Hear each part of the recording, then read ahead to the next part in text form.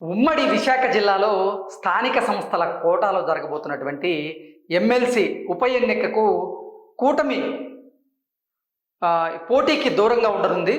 ఈ మేరకు తెలుగుదేశం పార్టీ అధినేత అలాగే ఆంధ్రప్రదేశ్ ముఖ్యమంత్రి వర్యులైనటువంటి చంద్రబాబు గారు నిన్న కూటమి నేతలతో అలాగే పార్టీ నేతలతో ఒక టెలికాన్ఫరెన్స్ను ఏర్పాటు చేసి ఆయన తన నిర్ణయాన్ని అయితే స్పష్టంగా తెలియజేశారు.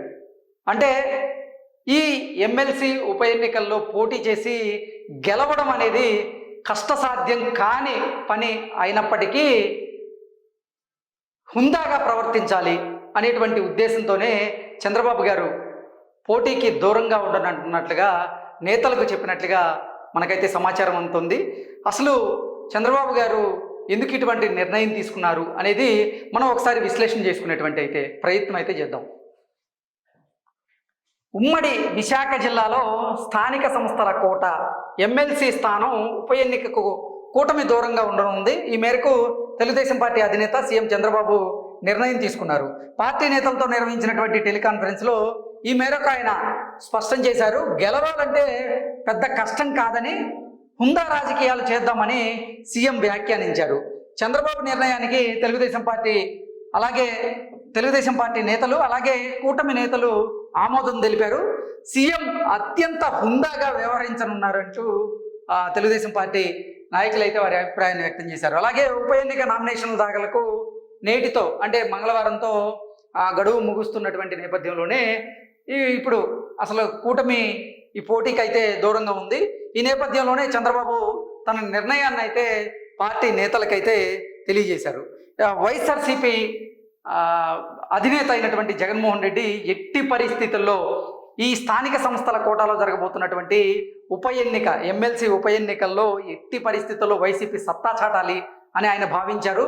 అందుకే ఈ స్థానిక సంస్థల నేతలు ఎవరైతే ఉన్నారో వారందరితో ఆయన భేటీ అవ్వడం, భేటీ తరువాత వారిని క్యాంపు కార్యాలయానికి తరలించి ఇక్కడ క్యాంపు రాజకీయాలకు పాల్పడేలాగా ఒక వ్యూహాన్ని జగన్మోహన్ రెడ్డి రచించారు. ఎట్టి పరిస్థితుల్లో వైఎస్ఆర్సీపీలో ఉన్నటువంటి ఈ స్థానిక ప్రజాప్రతినిధులు ఎవరైతే ఉన్నారో వారు వైసీపీకి గుడ్ బై చెప్పకుండా ఈయన ఒక పక్కా ప్రణాళికనైతే రచించారు. ఆ ప్రణాళిక ప్రకారంగానే ఈ స్థానిక సంస్థల నేతలు ఎవరైతే ఉన్నారో వారందరితో భేటీ అయిన తర్వాత వారిని బెంగళూరుకి కొంతమందిని తరలించారు అనేటువంటి సమాచారం కూడా మనకు అంత ఉంది. అయితే వైఎస్ఆర్సీపీలో మనం కనుక చూసుకున్నట్లయితే 600కు పైగా స్థానిక సంస్థల ప్రజాప్రతినిధులు ఉన్నారు. అదే కూటమికి వచ్చేసరికి 215కు పైగా ఈ స్థానిక సంస్థల ప్రజాప్రతినిధులు ఉన్నటువంటి నేపథ్యంలోనే తెలుగుదేశం పార్టీ గెలవడం పెద్ద విషయం కాదు, ఇక్కడ కష్టమేం కూడా కాదు కూటమికి. కానీ ఎందుకు అటువంటి రాజకీయాలకి మనం పాల్పడాలి, ఎందుకు వైసీపీలో ఉన్నటువంటి ప్రజాప్రతినిధుల్ని మనం కూటమిలోకి తీసుకోవాలి అని ఆలోచించి చంద్రబాబు గారు చాలా హుందాగా ఈ నిర్ణయాన్ని తీసుకున్నారు. అందుకే ఈ స్థానిక సంస్థల కోటాలో జరగబోతున్నటువంటి ఎమ్మెల్సీ ఉప ఎన్నికకు కూటమి అయితే దూరంగా ఉంది. కూటమి ఎట్టి పరిస్థితుల్లో దీంట్లో పోటీ చేసేలాగైతే కనపడడం లేదు. నిన్న మొన్నటి వరకు చూసుకున్నట్లయితే వైఎస్ఆర్సీపీ నుంచి ఈ స్థానిక సంస్థల కోటాలో జరగబోతున్నటువంటి ఉప ఎన్నికకి అభ్యర్థిగా బొత్స సత్యనారాయణ గారి పేరుని జగన్మోహన్ రెడ్డి గారు ఖరారు చేసినటువంటి నేపథ్యంలోనే మొదట్లో బొత్స సత్యనారాయణ గారికి ఈ ఉప ఎన్నికల్లో పోటీ చేయడం ఇష్టం లేదంటూ కొన్ని వార్తలు వచ్చాయి. ఆ తరువాత లేదు బొత్స సత్యనారాయణ గారికి ఆసక్తిగానే ఉన్నారు ఆయన ఈ పోటీకి అంటూ రకరకాలుగా కొన్ని వార్తలు వచ్చినటువంటి నేపథ్యంలోనే ఈ స్థానిక సంస్థల నేతలు ఎవరైతే ఉన్నారో వాళ్ళందరితో కూడా బొత్స సత్యనారాయణతో పాటుగా జగన్మోహన్ రెడ్డి కూడా విశాఖ వేదికగా ఉన్నటువంటి ఒక హోటల్లో వారు భేటీ అవ్వడం జరిగింది. ఆ భేటీలో దిశానిర్దేశం చేశారు. ఆ తర్వాత వారందరినీ కూడా క్యాంపు కార్యాలయానికి అయితే తరలించారు. ఎందుకంటే ఇక్కడ వైఎస్ఆర్సీపీలో ఉన్నటువంటి నాయకులు ఎవరైనా వైసీపీకి గుడ్ బై చెప్పి వారు కూటమిలో ఎక్కడ చేరతారో అనేటువంటి ఒక భయం అయితే ఇటు జగన్మోహన్ రెడ్డిని అలాగే ఇటు బొత్స సత్యనారాయణని వెంటాడింది. అందుకే వారు వైసీపీకి చెందినటువంటి ఈ స్థానిక సంస్థల ప్రజాప్రతినిధుల్ని విశాఖ నుంచి వారు బెంగళూరు తరలించారు. బెంగళూరులో కూడా ఒక రిసార్ట్ తీసుకొని ఆ రిసార్ట్లో వారిని పెట్టేటువంటి ప్రయత్నం చేసి ఎప్పుడైతే ఈ స్థానిక సంస్థల కోటాలో జరగబోతున్నటువంటి ఉప ఎన్నిక పోలింగ్ డేట్ ఉందో ఆ రోజు మాత్రమే వాళ్ళని మళ్ళీ ఆంధ్రప్రదేశ్కి తీసుకొచ్చేలాగా ఒక కార్యాచరణ అయితే సిద్ధం చేసుకున్నారు. కానీ ఇక్కడ కూటమి ప్రభుత్వం తీసుకున్నటువంటి నిర్ణయంతో ఇక వైఎస్ఆర్సీపీ నాయకులు, వైఎస్ఆర్సీపీ అధినేత, అలాగే బొత్స సత్యనారాయణ ఊపిరి పీల్చుకునేలాగా ఇప్పుడైతే పరిస్థితులు ఉన్నాయి. ఎందుకంటే ఈ ఉప ఎన్నికకి కూటమి ప్రభుత్వం పోటీ చేయకపోయినటువంటి నేపథ్యంలోనే వారు అంటే ఇది అనైతికంగా భావించారు. వైసీపీలో ఉన్నటువంటి ప్రజాప్రతినిధుల్ని మనం కూటమిలోకి ఎందుకు తీసుకోవాలి అని భావించే ఈ ఎన్నికైతే ఇప్పుడు కూటమి ప్రభుత్వం దూరంగా ఉంది.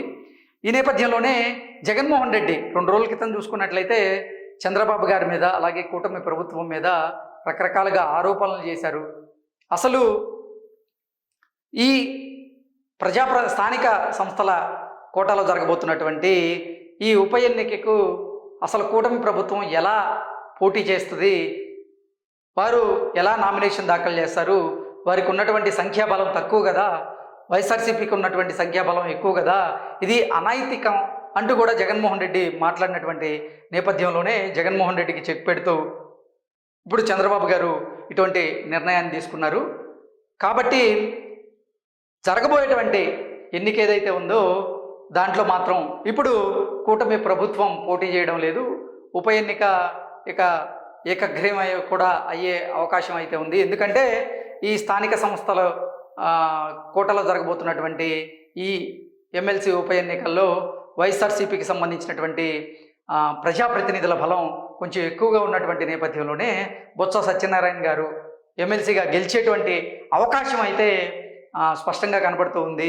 అంటే నిన్న మొన్నటి వరకు మనం చూసుకున్నట్లయితే కూటమి అభ్యర్థిగా దిలీప్ అనేటువంటి వ్యక్తి, దిలీప్ చక్రవర్తి అనేటువంటి పేరు బలంగా వినపడింది. ఆయనతో పాటుగా మరొక 4 పేర్లు కూడా తెర మీదకు వచ్చినప్పటికీ చంద్రబాబు గారు ఒకవేళ పోటీ చేసేటువంటి యోచనలో ఉంటే దిలీప్ చక్రవర్తి గారి పేరునే ఆయన ఖరారు చేసేవారు అనేటువంటి వార్తలు కూడా నిన్న మొన్నటి వరకు చక్కర్లు కొట్టినటువంటి నేపథ్యంలో వాటన్నింటికీ చెక్ పెట్టేలాగే ఇప్పుడు చంద్రబాబు గారు ఒక నిర్ణయం తీసుకోవడం, ఆ నిర్ణయాన్ని తెలియజేసేందుకు ఇప్పుడు తెలుగుదేశం పార్టీకి సంబంధించినటువంటి నేతలతో, అలాగే కూటమి ప్రభుత్వంలో ఉన్నటువంటి కొంతమంది ముఖ్య నేతలతో కూడా ఆయన టెలికాన్ఫరెన్స్ నిర్వహించడం. ఆ టెలికాన్ఫరెన్స్లో మనం ఈ స్థానిక సంస్థల కోటాలో జరగబోతున్నటువంటి ఎమ్మెల్సీ ఉప ఎన్నికకి దూరంగా ఉంటున్నాం, మనం పోటీ చేయడం లేదు అనేటువంటి నిర్ణయాన్ని ఆ నేతలకు తెలియజేయడంతో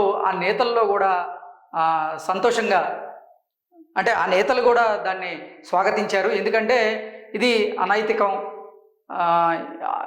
మనం ధర్మబద్ధంగా నడుచుకుందాం అనేటువంటి యోచనలో చంద్రబాబు గారు ఉన్నారు. కాబట్టి మేము ఆయనకి సహాయ సహకారాలు అందజేస్తామంటూ కూడా కూటమి నేతలు కూడా తెలిపినట్లుగా మనకైతే తెలుస్తుంది. మనం చూసుకున్నట్లయితే ఇప్పటికే ఆంధ్రప్రదేశ్లో ప్రభుత్వ మార్పిడి జరిగిన తర్వాత ఆంధ్రప్రదేశ్ అన్ని విధాలుగా అభివృద్ధి దిశగా అడుగులు వేస్తున్నటువంటి నేపథ్యంలోనే చంద్రబాబు గారు చాలా హుందాగా ఇక్కడ ప్రవర్తించారు. హుందా రాజకీయాలకి ఆయన పాల్పడ్డారు.